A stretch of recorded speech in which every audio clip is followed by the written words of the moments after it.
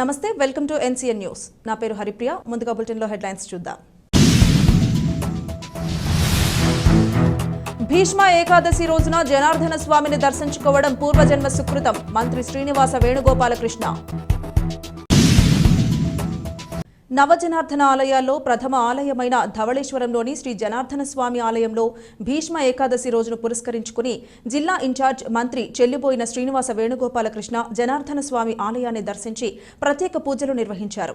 ఈ సందర్భంగా మంత్రి శ్రీనివాస వేణుగోపాలకృష్ణ వరలక్ష్మి దంపతులకు ఆలయ మర్యాదలతో అధికారులు ఘన స్వాగతం పలికారు.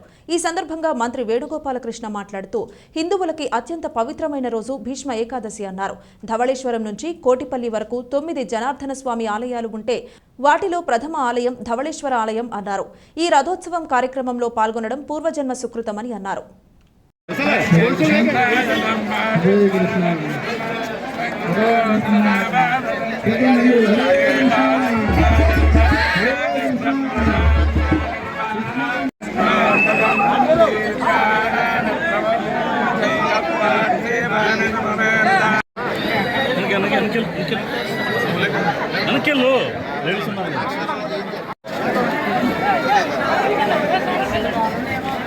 భీష్మ ఏకాదశి సందర్భంగా హిందువులకు అత్యంత పవిత్రమైనటువంటి రోజు. ఉత్తరాయణ పుణ్యకాలంలో భీష్మ ఏకాదశి అంటే అత్యంత పర్వదినంగా మనందరం భావిస్తాం. ఈరోజు మాధవుడు రథస్థుడై రథస్థం మాధవం దృష్ట్వా పునర్జన్మ న విద్యతే అంటారు. రథస్థం మాధవం దృష్ట్వా పునర్జన్మ న విద్యతే. భీష్మ ఏకాదశి నాడు నవజనార్దన క్షేత్రాలలో ప్రథమ క్షేత్రమైనటువంటి ఇక్కడ నుండి కోటిపల్లి వరకు 9 ఆలయాలు జనార్దన ఆలయాలు ఉంటే ప్రథమ జనార్దనుడు ధవళేశ్వరంలో వేయించేసి ఉన్నారు.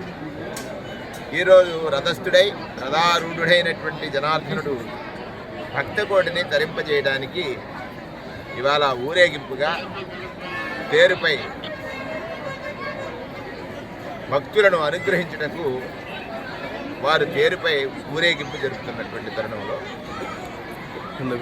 వైష్ణవ సాంప్రదాయానుసారం మరొకసారి రథస్థం మాధవం దృష్ట్వా పునర్జన్మ న విద్యతే అనేటువంటిది అంటే ఈ క్షేత్రంలో అరెస్ట్వేల్ తూర్పుగోదావరి జిల్లాలో అంతర్వేది కానీ జనార్దన క్షేత్రమైనటువంటి ధవళేశ్వరంలో ఈ రథోత్సవం అత్యంత వైభవంగా జరుగుతుంది.